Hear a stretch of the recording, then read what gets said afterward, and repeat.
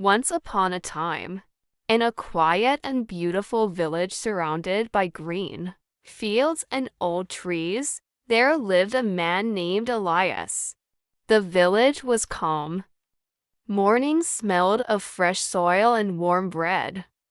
Life there was not rich, but it was peaceful. Yet Elias did not feel that peace. From the outside, Elias looked like any ordinary village man. He woke up early. He worked honestly. He greeted people with respect. He returned home before nightfall. But inside his mind, there was no rest. Elias was never fully where he was. When he worked in the fields, his hands moved, but his thoughts stayed in the past. When he sat at home, his body rested, but his mind ran toward the future. He remembered mistakes he made years ago, words he spoke in anger, chances he ignored, people he lost. These memories played in his head again and again, like a song he could not turn off. And when the past finally became quiet, fear took its place. What if I fail again? What if I never become enough? What if time runs out? His body lived in the present. His mind did not. Because of this, Elias was always tired. Not from work, but from thinking. At night, while the village slept peacefully, Elias lay awake, staring at the ceiling. His thoughts became louder in the silence. Regret sat beside him like an unwanted guest. Slowly, this inner noise changed him. When people laughed, he smiled late. When people spoke, he half listened. When good moments came, he missed them. Friends noticed. They did not stop caring, but they spoke to him less. Conversations felt shallow. Elias was always somewhere else. He was not rejected loudly. He was forgotten quietly. One early morning, Elias stood near the old village well and looked into the water. His reflection stared back at him. His eyes looked distant. His shoulders looked heavy. He whispered softly, "I am alive, but I am not living." That thought scared him more than any past mistake.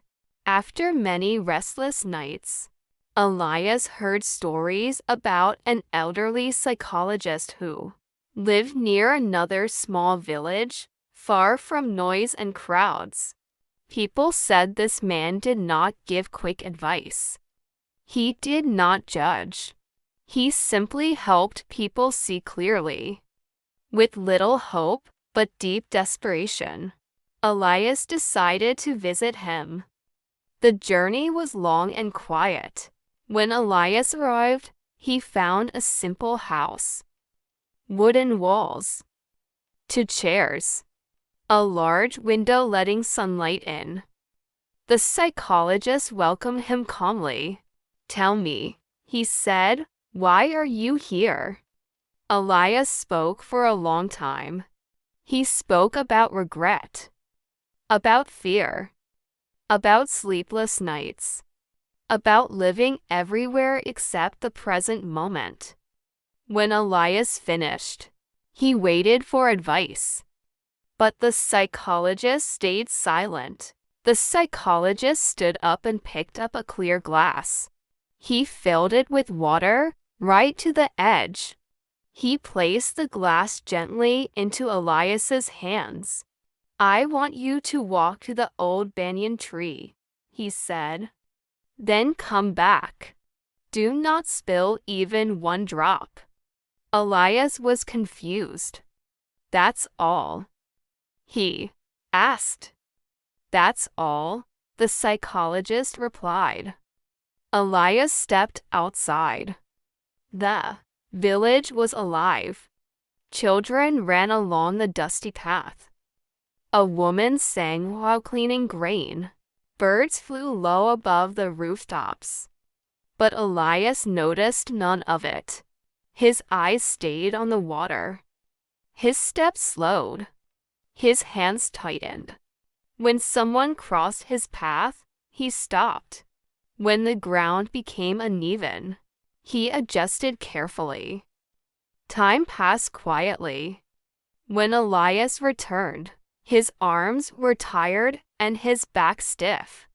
But the glass was still full. The psychologist smiled. "What did you see on the road?" he asked. Elias thought for a moment. "I didn't really see anything," he said. The psychologist leaned forward. "Did you see the two old men sitting under the neem tree, arguing about the price of grain?" Elias shook his head. "No." "Did you see the young woman carrying water, stopping to fix her broken sandal?" "No." "Did you hear the children chasing each other, laughing near the well?" "No." "Did you notice the man leading his tired ox home, talking to it like a friend?" Elias lowered his eyes. "No." "Did you feel the cool wind, hear the birds, or smell the bread baking nearby?" Elias whispered. "No." "I didn't." The psychologist nodded slowly. "Why?" the psychologist asked. "Because I was focused on the glass," Elias replied. The psychologist nodded. "This glass is the present moment," he said gently. "When you focus fully on it, the past and the future lose their hold." "When you carried the glass," he continued, "were you thinking about your mistakes?" "No." "Were you afraid of tomorrow?" "No." "Because attention brings you back oh now." Elias felt something loosen inside his chest. "The past is a teacher," the psychologist said. "But many people turn it into a prison." "The future is a direction," he added. "But many people turn it into fear." "You can only live one moment at a time," he said softly. "Peace is not found by fixing everything," he said.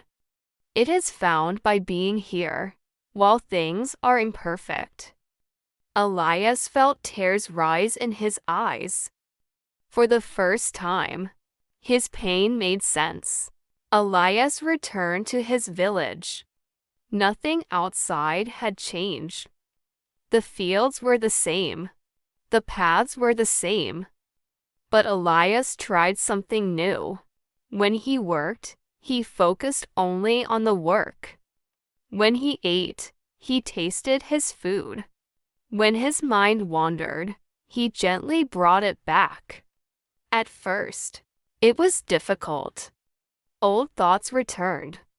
Fear tried to pull him away, but each time he noticed and returned.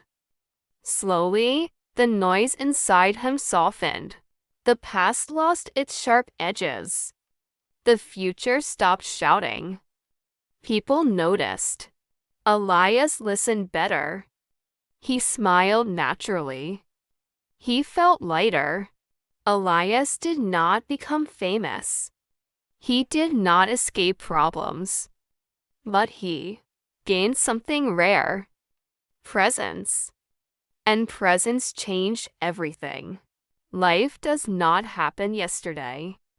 Life does not happen tomorrow. Life happens now. When you miss now, you miss life itself. Be honest with yourself. Where does your mind live most of the time? In the past or in the future? Share your thoughts in the comments. Thank you for listening until the end. I will return with another meaningful story soon. Until then. Slow down and live where you are.